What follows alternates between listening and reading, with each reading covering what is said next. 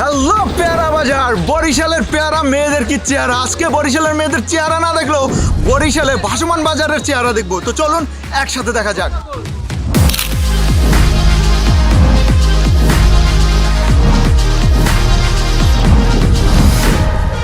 আজকের এই ভিডিওতে ভীমরুল পেয়ারা বাগান সহ বেশ কয়েকটি দর্শনীয় স্থান আপনার সামনে তুলে ধরবো। তো চলুন ভিডিও শুরু করা যাক। হ্যালো গাইস, ইসমি লাকসু and welcome to my blog ভীমরুল পেয়ারা বাগান। নেবাই বরিশাল বরিশাল মোগো দেশে বইয়ে গেছে একসে নদী খাল। হ্যাঁ বন্ধুরা, গ্রাম বাংলার এত নদী আর এত খালের দেখা মিলবে বরিশালে আসলে। তাই তো আমরা বলি সাগর পাড়ের মানু মোরা মোগো বাড়ি বরিশাল, কুম্মে পাইবেন মোগো নাহান এত নদী এত খাল। আজকের এই ভিডিওতে নদী ও খালের সৌন্দর্য সহ ঘুরে দেখাবো এশিয়া মহাদেশের সবথেকে বড় ভাসমান পেয়ারা বাজার, আর সাথে দেখাবো মুঘল আমলের স্থাপত্য নিদর্শন করাপুর মিয়াবাড়ি মসজিদ, সাথে দেশের অন্যতম সুন্দর গুঠিয়া মসজিদ এবং রহস্যে ঘেরা হাজার বছরের পুরনো সেই দুর্গাসাগর। তো চলুন 2 রাত 1 দিনের রোমাঞ্চকর সেই ভ্রমণটি ঢাকার সদরঘাট থেকে শুরু করা যাক। হাই, আমি এখন সদরঘাটে, আমি যাচ্ছি বরিশাল। আর আপনারা যারা বরিশালে যেতে চান তারা যদি লঞ্চে না যান তাহলে কিন্তু বরিশালের অরিজিনাল ফিল পাবেন না। তাই বরিশালের অরিজিনাল ফিল পেতে হলে অবশ্যই আপনাকে লঞ্চে যেতে হবে। যত পদ্মা সেতু হোক বা বড় বড় সেতু হোক না কেন, আপনি কিন্তু লঞ্চের ফিল অন্য কোথায় পাবেন না। তাই যারা প্রথমবারের জন্য বরিশালে যাবেন, আমার রিকোয়েস্ট থাকবে আপনারা অবশ্যই লঞ্চে করে যাবেন। আর আমি অলরেডি কেবিন নিয়েছি। আমি কেবিনের সমস্ত ইনফরমেশন এবং কিভাবে আপনি লঞ্চ চুজ করবেন এবং কেবিন চুজ করবেন তার সকল ইনফরমেশন আমি আপনাদেরকে দিয়ে দেবো। তো চলুন ইনফরমেশনগুলো আগে জেনে আসি।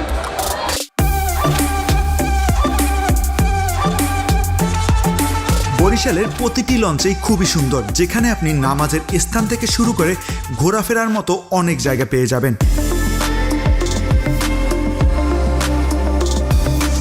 ঢাকা থেকে বরিশালের লঞ্চের ডেকের ভাড়া হচ্ছে 200 থেকে 250 টাকা, সিঙ্গেল বেডের কেবিন ভাড়া হচ্ছে 1000 টাকা এবং ডাবল বেডের কেবিন ভাড়া হচ্ছে 1800 টাকা।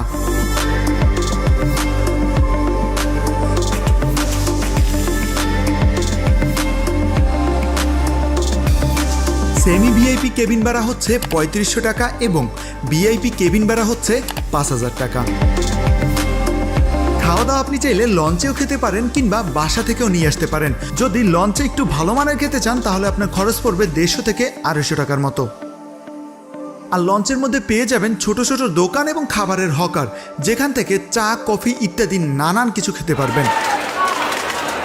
সাধারণত লঞ্চের ভিতরের দিকের কেবিনগুলো এসির হয়ে থাকে আর নদীর পাশের কেবিনগুলো নন এসির হয়ে থাকে, কারণ নদীর পাশে কেবিনগুলোতে এসির প্রয়োজন হয় না।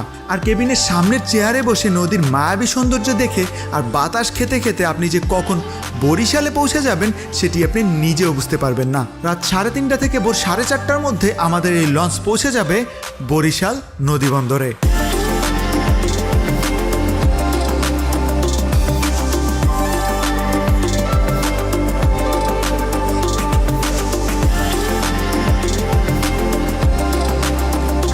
মর্নিং এভরিওয়ান, সবাই কেমন আছেন? আশা করি সবাই খুবই ভালো আছেন। আমরা অলরেডি বরিশাল চলে আসছি অ্যান্ড এখান থেকে আমরা রিক্সা বা অটোতে করে চৌমাথা যাবো। অ্যান্ড চৌমাথা থেকে আপনি লেগুনা করে সরাসরি পেয়ারা বাগান চলে যেতে পারবেন। আর যাওয়ার পথে আমরা একটা মসজিদ দেখবো, ওটা হচ্ছে মুঘল আমলের। তো চলুন এখন আমরা চৌমাথা যাবো। অ্যান্ড চৌমাথা থেকে আমি ওই মুঘল আমলের মসজিদটা দেখিয়ে তারপরে পেয়ারা বাগান যাবো।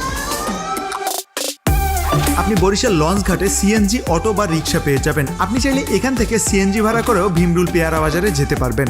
এখন আমি এখান থেকে 50 টাকা রিক্সা ভাড়া দিয়ে চলে যাব চৌমাথা, আর চৌমাথা থেকে সিএনজি এবং লেগুনা পেয়ে যাব পেয়ারা বাজারে যাওয়ার জন্য, যেখানে জনপ্রতি খরচ হবে 80 থেকে 90 টাকার মতো। আপনি যদি খুব সকালে বরিশালে চলে আসেন তাহলে অত সকালে পেয়ারা বাজারে না গিয়ে আমার মতো চলে যেতে পারেন করাপুর মিয়াবাড়ি মসজিদটি দেখতে, যেটি পেয়ারা বাজারে যাওয়ার পথে করাপুর ইউনিয়নের নবগ্রামে অবস্থিত।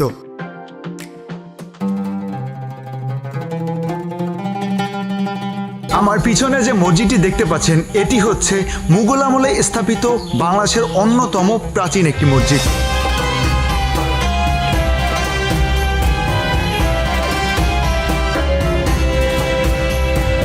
এই মসজিদটির নাম হচ্ছে করাপুর মিয়াবাড়ি মসজিদ এবং এই মসজিদটি মুঘল আমলে নির্মিত করা হয় এবং এই মসজিদটির গাঠনিক সৌন্দর্য দেখলে আপনি খুবই অবাক হবেন। আমি বাংলাদেশের অনেক মসজিদ দেখেছি, কিন্তু ছোটোর মধ্যে এত গাঠনিক এবং এত সুন্দর মসজিদ আমি কখনো দেখিনি।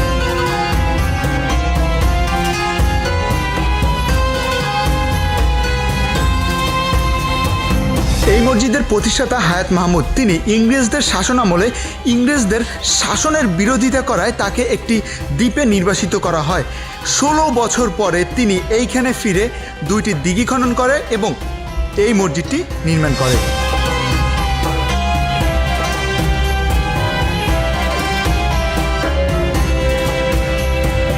দোতলা সুন্দর এই মসজিদটি জুড়ে রয়েছে চমৎকার নকশার কাজ। মূল মসজিদে রয়েছে 3টি দরজা। মসজিদের চারপাশে পিলারের উপর নির্মিত হয়েছে 8টি বড় বড় মিনার। বড় মিনারগুলোর মাঝে রয়েছে ছোট ছোট 12টি মিনার। আবার ছোট মিনারগুলোর মাঝের স্থানকে খুব সুন্দর করে কারুকার্যময় নকশা দ্বারা অলঙ্কৃত করা হয়েছে। মসজিদের মাঝখানে রয়েছে বড় 3টি গম্বুজ। মধ্যের গম্বুজটি সব থেকে বড়, আর ছোটোর মধ্যে এত সুন্দর করে নকশা করে মসজিদটিকে ফুটিয়ে তোলা হয়েছে, যেটি দেখলে আপনি মুগ্ধ হতে বাধ্য হবেন। সর্বশেষে মসজিদটির সৌন্দর্য দেখে আমি সত্যিই অবাক, কারণ ছোটোর মধ্যে এত সুন্দর মসজিদ আমি কিন্তু কখনো দেখিনি। আপনারা যদি আটগড় কুরিয়ানা বা ভাসমান পেয়ারা বাজারে আসেন, সেই বাজারে আসার পথেই কিন্তু এই মসজিদটা পড়বে এবং আপনারা অবশ্যই দেখবেন। আমি কিন্তু এসে দেখে গেলাম। তো এখন আমরা চলে যাব আটগড় কুরিয়ানার পেয়ারা বাগান এবং ভাসমান পেয়ারা বাজার দেখতে।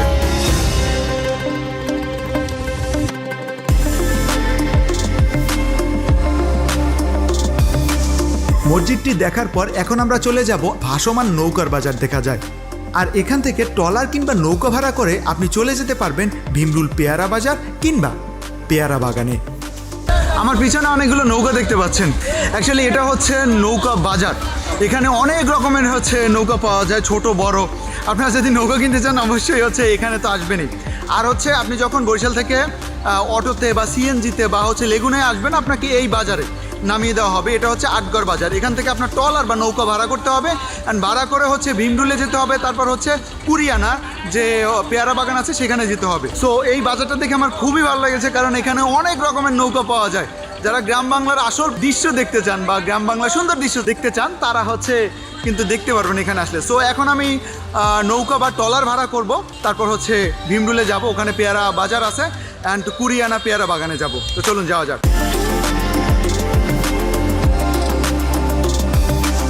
অ্যাকচুয়ালি পর্যটন এলাকা বলতে একটু সিন্ডিকেট চলে। আপনার এখানে অনেক দরাদরি করে নৌকা বা ট্রলার ঠিক করতে হবে।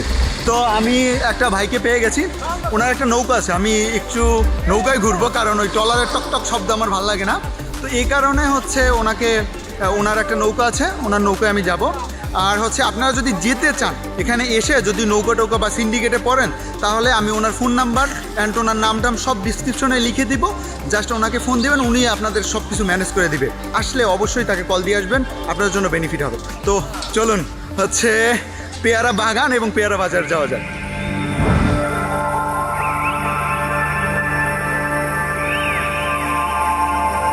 যেতে যেতে আপনি গ্রাম বাংলার মায়া জড়ানো পরিবেশের সাথে মিশে যাবেন। আর আটঘর থেকে ভীমরুল পেয়ারা বাজারে যেতে দেখতে পারবেন শত শত নৌকা পেয়ারা ভর্তি করে বাজারে নিয়ে যাচ্ছে, কিংবা খালের পাশে কোনো এক জায়গাতে নোঙর করে রেখে পেয়ারা বিক্রি করছে। পেয়ারা বিক্রির এই দৃশ্য আপনার শুরু থেকেই চোখে পড়বে, যা আপনার চোখের ক্ষুধা মিটিয়ে দিবে। যেতে যেতে আপনার এতটাই ভালো লাগবে যে আপনার মনে পড়বে, কবি হয়তো এই কারণেই বলেছিলেন, বাংলার মুখ আমি দেখিয়াছি, তাই পৃথিবীর রূপ খুঁজিতে চাই না আর।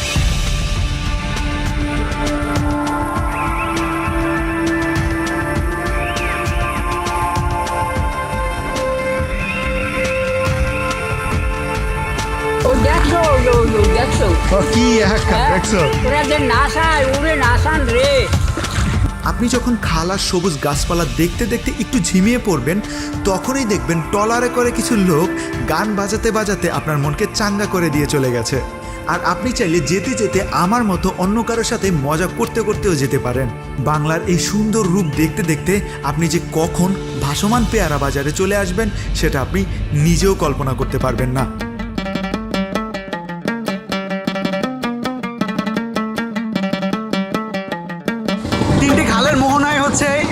বাজারটি, মানে ভাসমান বাজারটি হচ্ছে বসে। অ্যান্ড এই ভাসমান বাজারটি 12 মাসেই ধরে হচ্ছে বসে, কিন্তু জুলাই, আগস্ট, সেপ্টেম্বর এই 3 মাস হচ্ছে এই বাজারের যৌবনকাল চলে, কারণ এই 3 মাসে হচ্ছে পেয়ারা সিজন, তো এই 3 মাসে প্রচুর পরিমাণ পেয়ারা এখানে দেখা যায়। আর বাজারটিও জমজমাট। زلفانی شنگ شنگی تو جان کشت مرا زلفانی شنگ شنگی تو آخ صد قشقم چشمانی قشنگی تو آخ صد قشقم چشمانی قشنگی تو এই পেয়ারা বাজারে শুধু পেয়ারাই নয়, এখানে মৌসুমী সকল শাকসবজি বেচা কিনা হয়। কত করে মন চলে? 300 টাকা মন। ঘন্টার পর ঘন্টা পেয়ারা বোঝাই করে শত শত পেয়ারা ভর্তি নৌকা দেখতে আপনাকে অনেকক্ষণ ধৈর্য ধরতে হবে। বিক্রেতারা এখানে খালে খালে ঘুরে বেড়ায় ক্রেতার জন্য, আর এখানের বেশিরভাগ ক্রেতাই হচ্ছে পাইকার। বড় বড় ইঞ্জিনের নৌকা নিয়ে তারা বাজারে আসেন, ছোট ছোট নৌকা থেকে পেয়ারা কিনে ঢাকা কিংবা অন্য কোনো বড় শহরে চালান করে দেন। বাজারে রোদের তাপ বাড়লে পাশে একটু খোঁজ নিয়ে দেখলে দেখতে পারবেন ছায়ার মধ্যে জায়গায় জায়গায় বিক্রি হচ্ছে এই পেয়ারা এবং আমড়া।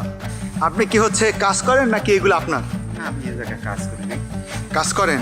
আচ্ছা, পার দিন হচ্ছে মজুরি কত পড়ে? আমার পরে 550। 550। বাহ, আর মাশাল্লাহ ভালোই তো। আচ্ছা আচ্ছা, এদিকে মন চলে কত পেয়ারার? এখন 400 350 এগিয়ে আছে। আগে ছিল কম। আগে কম ছিল। আচ্ছা, এদিকে কেজি খুচরা বিক্রি করে না? ও, খুচরা বিক্রি করে। ও আচ্ছা আচ্ছা, আপনাদের কয়টা থেকে কয়টা পর্যন্ত হচ্ছে কাজ করতে হয়? এই রাত স্টেশন নাই, কোনোদিন সন্ধ্যা হয়, হ্যাঁ। কোনোদিন 4টাও শেষ হয়ে যায়। এই ও আচ্ছা, মানে যতক্ষণ পর্যন্ত মাল থাকে ততক্ষণ পর্যন্ত কাজ। এখানে এই পেয়ারাগুলো এখন লোড হচ্ছে। এগুলো হচ্ছে এই যে বড় ট্রলার আছে পিছনে, ওই বড় ট্রলারে করে হচ্ছে বিভিন্ন লঞ্চে যাবে। ওই লঞ্চে করে হচ্ছে ঢাকা বা বিভিন্ন স্থানে, দেশের বিভিন্ন স্থানে যাবে। তো এখানে আসলে কিন্তু এইরকম হচ্ছে বাজার আপনি দেখতে পারবেন, যেগুলো দেখলে আসলে আপনার ভীষণ ভালো লাগবে। ভাসমান পেয়ারা বাজারে আসবেন আর আপনি ভেসে ভেসে পেয়ারা কিনবেন না, তা কি করে হয়? এখানে ছোট ছোট হাজি করে অনেক বিক্রেতা পেয়ে যাবেন যারা আপনার কাছে পেয়ারা বিক্রি করতে চাইবে। তো এখানে আসলে অবশ্যই পেয়ারা কিনবেন। এখন আমরা পেয়ারা কিনবো, দেখি একটু দরদরি করে। মামা, হাজি কত? হাজি কত? কোনটা কত? 120 টাকা সাথে। হ্যাঁ, এই এক হাজি 120। না, হ্যাঁ, বেশি বেশি হয়েছে। তাহলে উইডে নেই, মুড়ে পেয়ারা ভালো। হ্যাঁ, আগে যাই 80 টাকা করে দিই। হ্যাঁ, কেন? আরে নেওয়ার জন্যই কিন্তু কইছি, দেওয়া মামা। না 120 টাকা কমান পারবো। আর বরাবর নাও, 100 টাকা নাও বরাবর। দাও।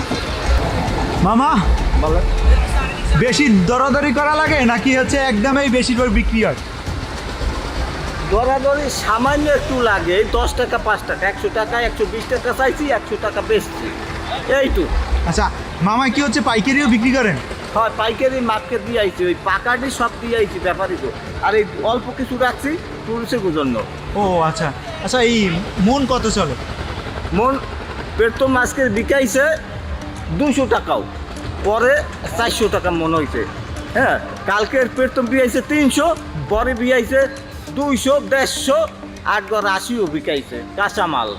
হ্যাঁ, ব্যাপারী আছে, দর আছে, ব্যাপারী নাই, দর নাই। ও মানে দর একেবারে ঘন্টায় ঘন্টায় আপ ডাউন হইতে ঘন্টায় পারে ঘন্টায় নাকি?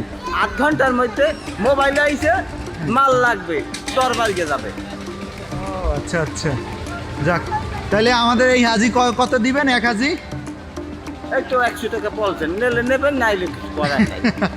আচ্ছা মা, তাহলে হচ্ছে দেন আমাকে এই হাজি। তো এই হাজি আমাদের 100 টাকা করে রাখছে মামায়। এখন আমরা দিচ্ছি না মামায় দিচ্ছে, এটা অবশ্যই কমেন্ট বক্সে করে জানাবেন, ঠিক আছে? চাচার সাথে অনেকক্ষণ কথা বললাম, বেশ ভালোই লাগলো। সুখ দুঃখের আলাপ করলাম। আপনারাও এসে এনাদের সাথে মন খুলে কথা বলবেন, সুখ দুঃখের আলাপ করবেন, দেখবেন অনেক কিছু জানতে পারবেন, অনেক কিছু শিখতে পারবেন। মজার ব্যাপার হচ্ছে কি, আমরা এখান থেকে হচ্ছে পেয়ারা কিনলাম, অ্যান্ড এখানে প্রায় 10 কেজির মতো হচ্ছে পেয়ারা। তো আমাদের কাছ থেকে চাচা 100 টাকা করে নিছে, আর ব্যাগের জন্য নিছে 10 টাকা। তো এত সস্তা হচ্ছে এতগুলো পেয়ারা পেয়ে যাবো ভাবিনি। কিন্তু আপনারা যদি এখানে আসেন অবশ্যই অবশ্যই হচ্ছে পেয়ারা কিনবেন, এর একটা মজা আছে অন্যরকম। এখানে নামকরা একটি হোটেল আছে যার নাম বৌদিন, থেকেও খেতে পারেন।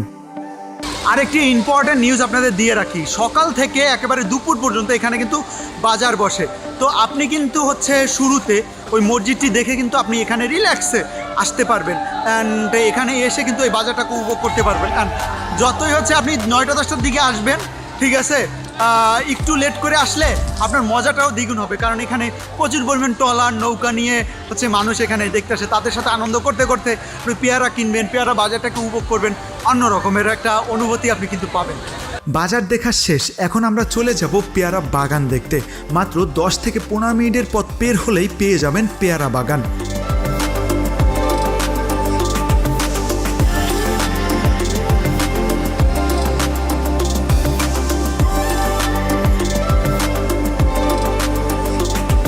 এখানে সামনের অংশকে খুব সুন্দর করে সাজানো হয়েছে। আপনি এখানে ছবি তুলে নৌকা নিয়ে একটু ভিতরে গেলে অনেক নীরব এবং সুন্দর একটা পরিবেশ পাবেন। এখানে পেয়ারা বাগানে এসে আমি আমার ছোটোবেলার বন্ধুকে পেয়ে গেছি, ওর নাম হচ্ছে সুভাষ হালদার। অ্যাকচুয়ালি ও আসছে এখানে হচ্ছে পেয়ারা বাগান আর হচ্ছে পেয়ারা বাজার দেখতে। তো ওকে পেয়ে খুব ভালোই লাগলো। এখন দুই বন্ধু একসাথে হচ্ছে পেয়ারা বাগানগুলো ঘুরবো এবং সব কিছু দেখবো এবং আপনাদেরকে কিন্তু ইনফরমেশন দেবো।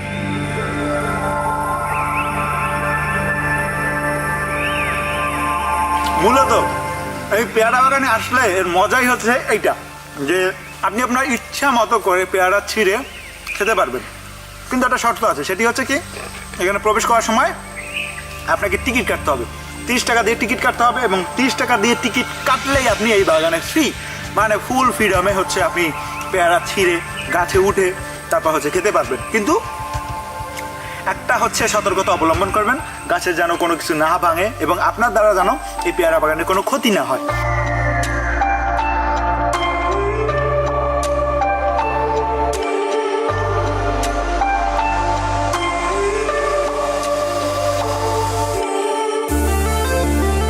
কবির ভাষায় বলতে হয়, আহা কি সুন্দর, আহা কি মনোরম এই বাংলার প্রকৃতি।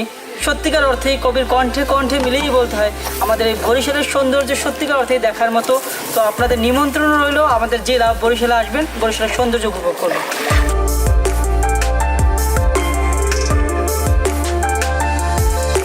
ভাসমান পেয়ারা বাজার আর হচ্ছে পেয়ারা বাগান দেখা আমাদের শেষ। এখন এখান থেকে আমি চলে যাব বানেরপাড়া। বানেরপাড়া থেকে ওখান থেকে চলে যাব হচ্ছে বাইতুল আমান জামে মসজিদে, তারপরে হচ্ছে দুর্গাসাগরে। আপনারা যারা হচ্ছে মানে পেয়ারা বাগান দেখতে আসবেন বা পেয়ারা বাজার দেখতে আসবেন, তারা অবশ্যই এই কয়েকটা জায়গা আর কি একদিনে দেখে যাবেন, তাহলে আপনার হচ্ছে ভ্রমণটা আরও ভালো হবে আই থিঙ্ক। কারণ এখানে অতটা হচ্ছে সময় ব্যয় করার কিছুই নেই। এখানে আসবেন, ভাসমান পেয়ারা বাজার দেখবেন, বাগান দেখবেন, ঘুরবেন, তারপর হচ্ছে এখান থেকে বানেরপাড়া চলে যাবেন। আমি এখন যাব বানেরপাড়া এবং ওখান থেকে হচ্ছে বাইতুল আমান জামে মসজিদ যাব। ওটা হচ্ছে উজিরপুরেই পড়ছে, উজিরপুর উপজেলার মধ্যে পড়ছে, কিন্তু বানেরপাড়া হয়ে যেতে হয়। তো এখন আমি বানেরপাড়া থেকে সরাসরি চলে যাব বাইতুল আমান জামে মসজিদে। তো চলুন যাওয়া যাক। আপনি এখান থেকে কুরিয়ানা চলে যাবেন, সেখান থেকে 40 টাকা সিএনজি ভাড়া দিয়ে চলে যাবেন গুঠিয়া মসজিদে।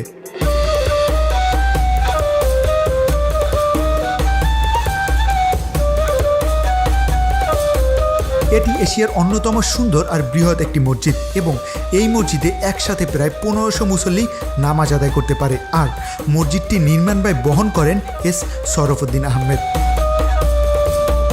মসজিদের মিনারের উচ্চতা 193 ফুট এবং মসজিদের শৈলতে এশিয়া, ইউরোপ এবং মধ্যপ্রাচ্যের ছাপ পাওয়া যায়। এখানে নারী পুরুষ সবাই নামাজ আদায় করতে পারে। এক কথায় মসজিদটি দেখলে আপনার মন ভরে যাবে। মসজিদের সামনে রয়েছে বড় একটি পুকুর। পুকুরের সাথে মসজিদটি খুব সুন্দরভাবে ফুটে উঠেছে।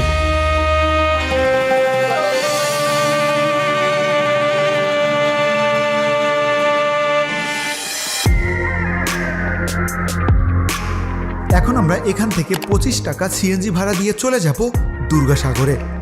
দুর্গাসাগরে প্রবেশ করতে হলে আপনাকে টিকিট কাটতে হবে, যার মূল্য 20 টাকা।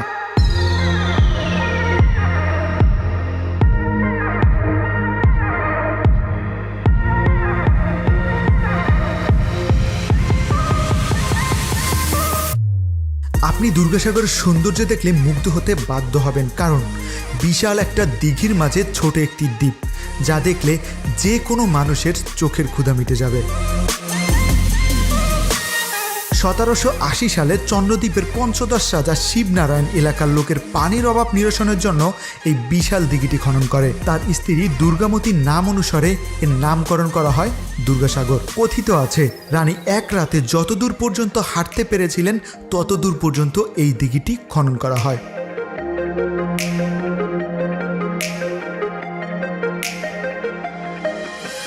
করা আছে, যার মধ্যে এর সমস্ত বিস্তারিত দেওয়া আছে, আপনাদের ভীষণ ভালো লাগবে। আজকের মতো এ পর্যন্তই, দেখা হবে নতুন কোনো ভিডিওতে নতুন কোনো দিনে। সেই পর্যন্ত ভালো থাকবেন, সুস্থ থাকবেন আর আমার জন্য দোয়া করবেন, আমি যেন বাংলাদেশকে আপনাদের সামনে খুব সুন্দরভাবে তুলে ধরতে পারি। আল্লাহ হাফেজ।